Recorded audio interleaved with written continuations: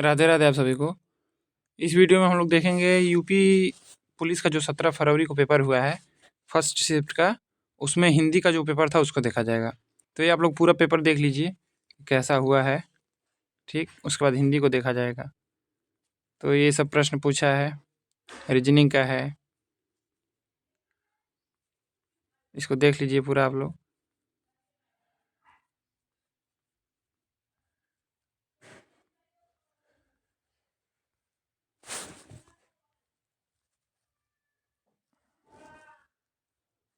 बहुत hard paper नहीं बना था, आसान ही था। हिंदी से भी आसान पेपर बना था। हिंदी में भी कोई ऐसा नहीं प्रश्न है जो नहीं आता हो, सब आसान था। और रीजनिंग भी आसान है, लेकिन माइनस मार्किंग है तो उसमें सही से करना पड़ेगा, ठीक है। इसको आप लोग देख लीजिएगा रोक रोक के।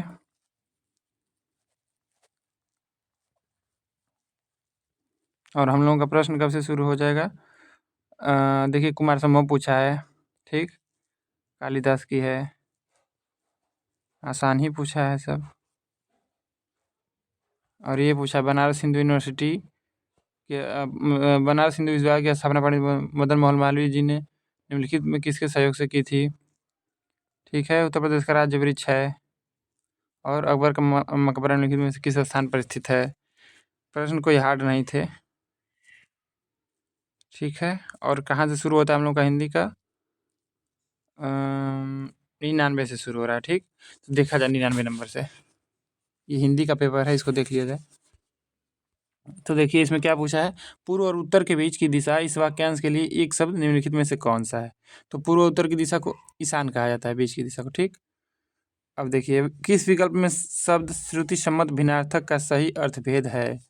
व्रण वर्ण, रंग घाव, विष विष, धन जहर। और देखिए आगे क्या दिया है, प्रकृत प्राकृत, ये एक भाषा यथार्थ, शशधर और शशिधर, ये वाला सही हो जाएगा, चांद और शिव। अब देखिए 101 नंबर, निम्नलिखित में से किस विकल्प में शुद्ध वाक्य है? दीन दुर्बलों को प्यार करना मानवता है।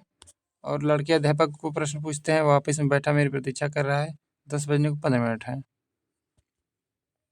तो इसमें सी वाला सही हो जाएगा, ठीक।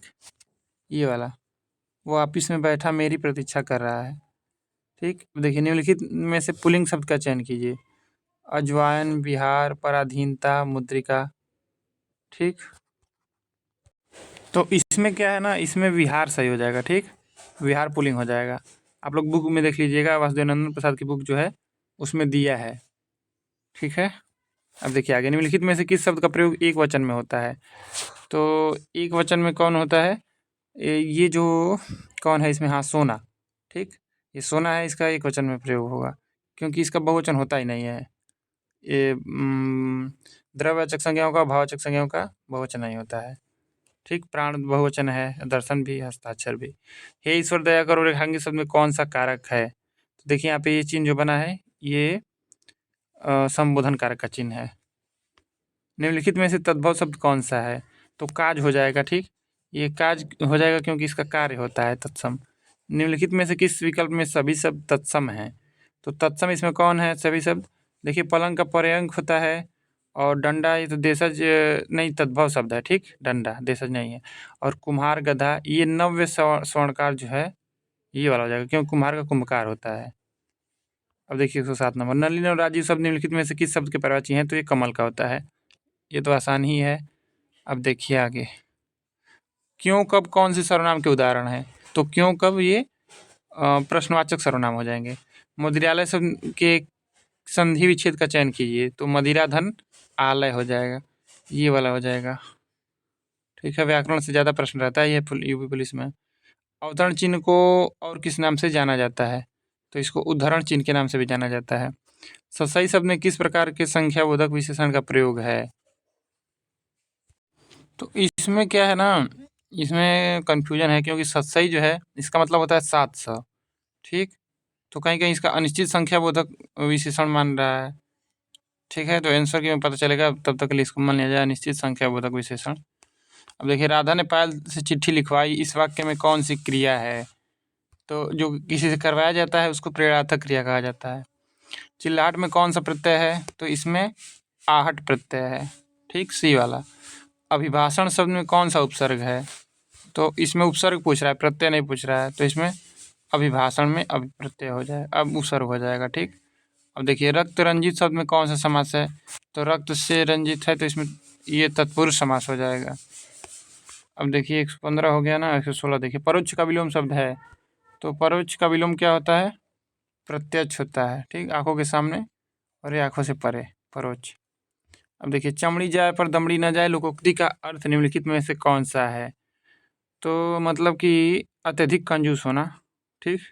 चमड़ी जाए पर दमड़ी न जाए, ये सब नहीं है। पैसे का बहुत मोह होना, पैसा ही माँ बाप दोनों, जान चली जाए पर पैसा न जाए, तो ये अत्यधिक कंजूस होना होगा, चमड़ी जाए पर दमड़ी न जाए। अब देखिए आगे, ये है कि क्रोध किस रस का स्थायी भाव है? रौद्र रस, विभत्स रस, वीर रस और भयानक रस।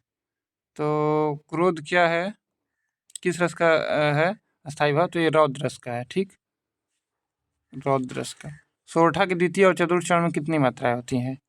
तो सोरठा जो होता है दोहा का उल्टा होता है, तो दोहा में 13-11 मात्राएं होती हैं, ठीक, 13-11। तो द्वितीय और चतुर्थ चरण पूछा है ना, तो ये सब ये क्या 13 ये पहले तीसरे में रहता है, ठीक, और ये दूसरे चौथे में रहता है, ठीक है। तो ये क्या होता है, सोरठा जो होगा दोहा का उल्टा हो जाएगा, यानी कि 11-13 हो जाएगा, ठीक है। तो पूछ रहा है द्वितीय और चतुर्थ चरण में कितनी मात्राएं होती हैं, तो ये वाला हो जाएगा, ठीक, 13। तो ये वाला इसका सही हो जाएगा, ठीक है। अब देखिए निम्नलिखित में से किस अलंकार में समान धर्म का होना अनिवार्य है? तो साधारण धर्म किस में अनिवार्य है? तो ये उपमा में, ठीक। तो ये इसका डी वाला हो जाएगा, 120 नंबर का डी। अब देखिए 121 नंबर, निम्नलिखित में से भाग शब्द का अनेकार्थी शब्द किस विकल्प में नहीं है? तो इसमें भाग का ये हिस्सा ये बांटना भागना ये सब हो जाएगा, ब्याज नहीं होगा। वह बाजार जा चुका है, इस वाक्य का काल पहचानिए। तो जा चुका है, ठीक। तो इसमें क्या होगा, इसमें ये वाला हो जाएगा आसन भूतकाल पूर्व वर्तमान काल, ठीक। अब देखिए राम अभी सोएगा, इस वाक्य में कौन सा वाच्य होगा? तो इसमें कर्तृवाच्य हो जाएगा, ठीक, डी वाला, ठीक है। इसमें ये वाला हो जाएगा कर्तृवाच्य। अब देखिए 124 नंबर, तिल का ताड़ बनाना मुहावरे का अर्थ बताइए। तो तिल का ताड़ बनाना मुहावरे का क्या अर्थ होता है? साधारण बात को बढ़ा चढ़ाकर कहना, ठीक है। और ये सब हो रहा, आक्रमण करना होगा नहीं, व्यर्थ काम करना होगा नहीं, धाक बैठाना होगा नहीं, ये सी वाला सही हो जाएगा। देखिए 124 हो गया था ना, अब 125 देखा जाए। तो यहाँ पे दिया है गद्यांश दिया है और इसको पढ़ के बताना है इसमें, ठीक है। तो इसको पहले पढ़ा जाएगा। भारत भयंकर अंग्रेजी मोह की दुरावस्था से गुजर रहा है। इस दुरावस्था का एक भयानक दुष्परिणाम यह है कि भारतीय भाषाओं के समकालीन साहित्य पर उन लोगों की दृष्टि नहीं पड़ती जो विश्वविद्यालयों के प्राय सर्वोत्तम छात्र थे और अब शासन तंत्र में ऊंचे ओहदों पर काम कर रहे हैं। इस दृष्टि से भारतीय भाषाओं के लेखक केवल यूरोपीय और अमेरिकी लेखकों से हीन नहीं हैं, बल्कि उनकी किस्मत मिस्र, बर्मा, इंडोनेशिया, चीन और जापान के लेखकों की किस्मत से भी खराब है, क्योंकि इन सभी देशों के लेखकों की कृतियाँ वहाँ के अत्यंत सुशिक्षित लोग भी पढ़ते हैं। केवल हम ही हैं जिनकी पुस्तकों पर यहाँ के तथाकथित शिक्षित समुदाय की दृष्टि प्राय नहीं पड़ती। हमारा तथाकथित उचित शिक्षित समुदाय जो कुछ पढ़ना चाहता है उसे अंग्रेजी में ही पढ़ लेता है, यहाँ तक कि उसकी कविता और उपन्यास पढ़ने की तृष्णा भी अंग्रेजी की कविता और उपन्यास पढ़कर ही समाप्त हो जाती है, और उसे यह जानने की इच्छा ही नहीं होती कि शरीर से वह जिस समाज का सदस्य है उसके मनोभाव उपन्यास और काव्य में किस अदा से व्यक्त हो रहे हैं। तो यहाँ से अब इससे गद्यांश से प्रश्न पूछेगा, भारतीय लेखकों की किस्मत खराब है क्योंकि, तो इसमें देखा जाए तो वे अपनी बात भारतीय शिक्षित पाठकों तक पहुँचा नहीं पाते, वे अपनी भाषा में लिख नहीं सकते, उनकी पुस्तकों को यहाँ के नागरिक गर्व योग्य नहीं मानते, वे अपनी भाषा के साहित्य को पढ़कर अपने समाज का हाल चाल नहीं जान सकते। तो भारतीय लेखकों की किस्मत खराब है क्योंकि वे अपनी बात भारतीय शिक्षित पाठकों तक पहुँचा नहीं पाते, ये वाला हो जाएगा। अब देखिए उपयुक्त शीर्षक दीजिए, तो इस गद्यांश का शीर्षक पूछ रहा है। तो इसमें भारतीय शिक्षितों का अंग्रेजी मोह, भारत की दुरावस्था, भारतीय लेखकों की दुर्दशा, भारतीय शिक्षितों की दुरावस्था। तो इसमें ये वाला होना चाहिए, भारतीय शिक्षितों का अंग्रेजी मोह, क्योंकि इसमें देखिए ऊपर अंग्रेजी के बारे में ही लिखा है, ज़्यादातर अंग्रेजी की कविता और उपन्यास पढ़कर ही समाप्त हो जाती है। तो इसमें अंग्रेजी को ज़्यादा लिखा गया है इसमें, ठीक। अंग्रेजी मोह शुरू में लिखा है कि भारत भयंकर अंग्रेजी मोह की दुरावस्था से गुजर रहा है, तो अंग्रेजी को इसमें टारगेट किया गया है, तो इसीलिए भारतीय शिक्षितों का अंग्रेजी मोह यही वाला होना चाहिए। अब देखिए, भारतीय भाषाओं के लेखक अमेरिकी, यूरोपीय तथा चीन, बर्मा, जापान के लेखकों से भी हीन है, क्योंकि तो क्या होगा, उनके साहित्य को भारत में नहीं पढ़ा जाता, उनमें स्वभाषा के प्रति गौरव नहीं है, उनके साहित्य को भारत के सुशिक्षित लोग नहीं पढ़ते, वे अंग्रेजी के मोह से ग्रस्त हैं। तो भारत के लेखक जो हैं, ये लिखा है ना, भारतीय भाषाओं के लेखक अमेरिकी, यूरोपीय तथा चीन, बर्मा, जापान के लेखकों से विहीन है, क्योंकि उनके साहित्य को भारत के सुशिक्षित लोग नहीं पढ़ते। ये वाला होगा सी वाला। अब देखिए आगे 128 नंबर, भारत का सुशिक्षित समाज कौन सा साहित्य पढ़कर संतुष्ट हो जाता है? तो इसमें अंग्रेजी हो जाएगा, ठीक। भारतीय भाषाओं के साहित्य के प्रति समाज के किस वर्ग में अरुचि की भावना है? तो ये सुशिक्षित वर्ग जो है उसमें है। निम्नलिखित में से नहीं कौन से प्रकार का रीतिवाचक क्रिया विशेषण है? तो नहीं जो होता है ये निषेधवाचक होगा, ठीक, निषेधवाचक। निम्नलिखित में से समुद्र शब्द का पर्यायवाची शब्द कौन सा है? तो समुद्र का रत्नाकर होता है। रत्नाकर मतलब रत्न की खान जो है, रत्नाकर। अब देखिए 132 नंबर, मेघ और मेद, मेघ, मेद, सूर्य सम भिन्नार्थक शब्द का सही अर्थ भेद निम्न में से कौन सा है? तो मेघ का मतलब होता है बादल, और मेद, अश्वमेध जो है उसमें यज्ञ हो जाएगा, बादल और यज्ञ हो जाएगा, ठीक। स्त्री जो अभिनय करती हो, वाक्यांश के लिए एक शब्द का चयन कीजिए। तो स्त्री जो अभिनय करती है वो अभिनेत्री कहलाती है, ठीक। और पुरुष जो अभिनय करता है वो अभिनेता कहलाता है। मानसरोवर किसकी रचनाओं का संकलन है? तो मानसरोवर के 8 भागों में प्रेमचंद की कहानियों का संकलन है। मीराबाई किसकी शिष्या थी? तो संत रैदास की शिष्या थी, ठीक। अब देखिए, निम्नलिखित में से कौन सी भाषा पश्चिमी हिंदी से संबंध रखती है? तो पश्चिमी हिंदी में 5 बोली आती हैं, ब्रज, बुंदेली, कन्नौजी और हरियाणवी और खड़ी बोली। तो हरियाणवी को बांगरू कहा जाता है, ठीक है, तो यही हो जाएगी। अवधी तो पूर्वी हिंदी में आती है।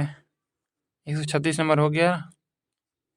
अब बस यहीं तक था। अब देख लीजिए आगे का प्रश्न, देख लीजिए 136 तक हम लोग देख लिए, जो हिंदी का जितना सब था, ठीक। और ये आगे का पेपर है, तो यहाँ तक पूरा पेपर समाप्त। हिंदी का वो जो सेकेंड शिफ्ट का था उसको भी देखा जाएगा, ठीक। आप सबको जुड़ने के लिए धन्यवाद।